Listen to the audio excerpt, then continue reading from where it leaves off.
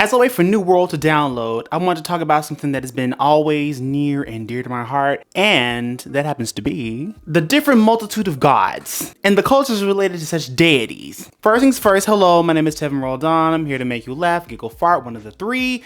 Hopefully the first. Anyway, let's get into the video. Again, I have always been fascinated with gods. Personally, to me, I'm monotheistic, okay? So, like, if you wanna know what I believe in, like, I believe in God, all the good stuff. Like, it is what it is. I've always felt comfortable with that. That's what I grew up with, but it's not the only thing that I was actually introduced to. So, you know the Prince of Egypt, right? As a kid, I really enjoyed watching that movie. It was like, oh wow, this is what God can do. And I was like, wow, this is kind of scary, but I'm here for it. Granted, that may have been a very weird thing to think as a kid, to see a god do something so horrible to people, but I was also horrified, but I was also encaptured by it. And it made me think of other gods. And of course, my favorite, the Egyptian god, hence the Prince of Egypt, even though God was definitely in it. Like the culture itself, the Egyptians worshipped a whole pantheon of gods. Anything related to like Egyptology, anthropology, archaeology, I was always super fixated with. And that has never left me. It hasn't. The need to understand different cultures, different gods, different thoughts of being, different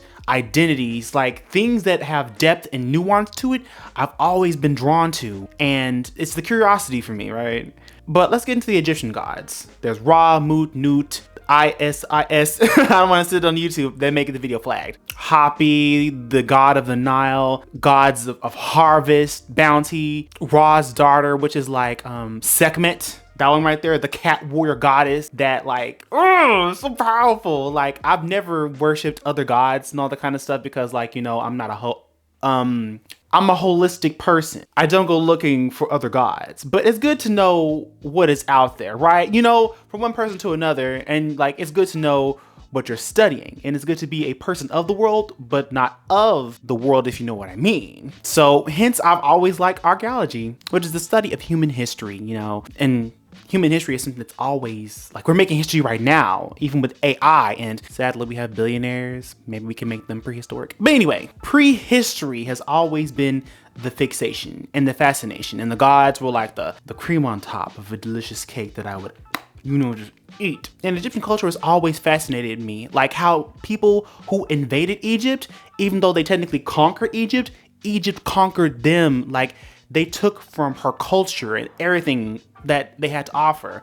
Like even now, there's certain nuances of Egyptian culture that, you know, persist even today. Like, you know, like papyrus, that isn't culture, but like papyrus is made there, the shadoof was made there, their irrigation systems, how they watered crops, how that train of thought, even Greek philosophers went to Egypt, learned and went back to their countries and so on and so forth. Egypt just really painted the world and molded the world in such a very profound way. I mean, everyone has the Roman Empire. I don't want to say Egypt is my Roman Empire, but like, honestly, freedom and liberation is my empire. Like that's my Roman Empire, right? Like every single day, that's my, okay, yeah. But Egyptology has been a very sweet spot. It definitely has. And something that I think back to here and then, like, what if I did the archaeology thing, you know, like, but there's also archaeologists doing their thing and like, you know, like map sizes and all that kind of stuff. There's, like, we have sexism, we have other isms. There's also isms in archaeology, like how, of course, like map sizes, like America seem to be bigger on the map. And then we have like, you know, whole continents that seems much more smaller, you know, it's isms. It's isms. And granted, that wouldn't have like stopped me from becoming an archaeologist, but I do sometimes think like, what if I did like do that?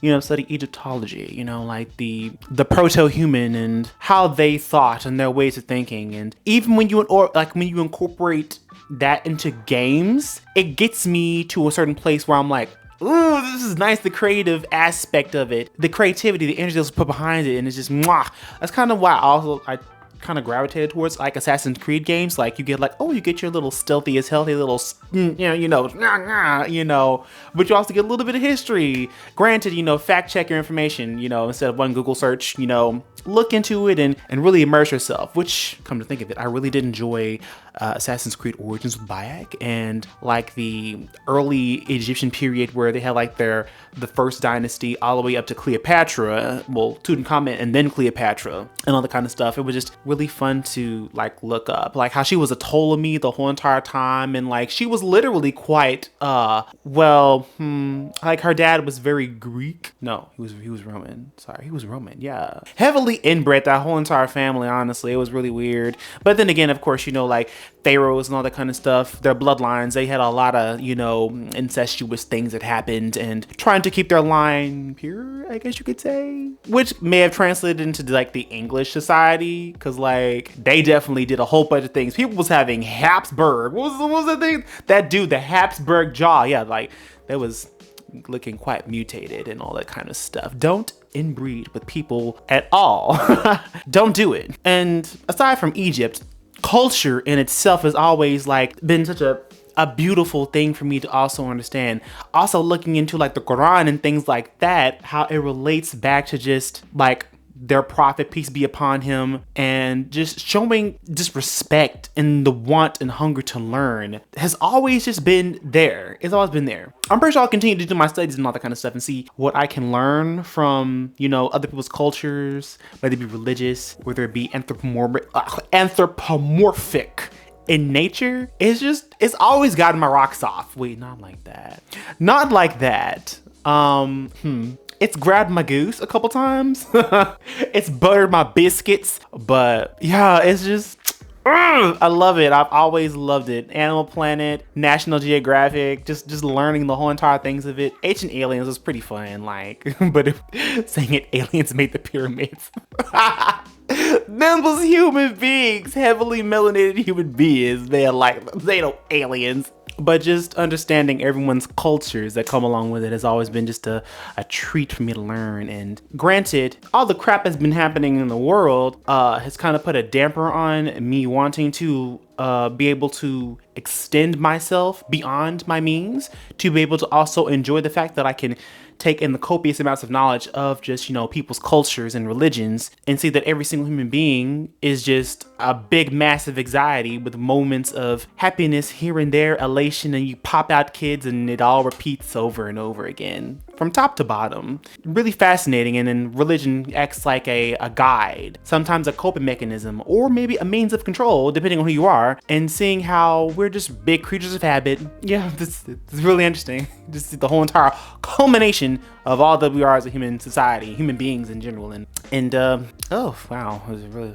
shouldn't think too deeply about it, but just the ways that we can understand and the culture, the things that we can learn, the constant things that we can learn is just endless. And it's just wonderful to know that we live in an age where we can just access such information free of bias, but technically not AI. We have our own biases, of course, but like, you know, it's so readily available for us to be able to have these conversations, to be able to expound upon our beliefs and continuously grow. Freaking growing is amazing. But anyway, I just want to gush really quickly about that and just really say continue to keep learning. Yeah. Egypt is really cool. I'm like old Egypt. I don't know how it is currently in Egypt. I think that President Sisi may need to eat a bag of dicks. Anyway, but the people are good. The people are good. But anywho, I've taken up enough of your time and my battery's about to die. Anyway, I'll talk to you later, okay? All right, later.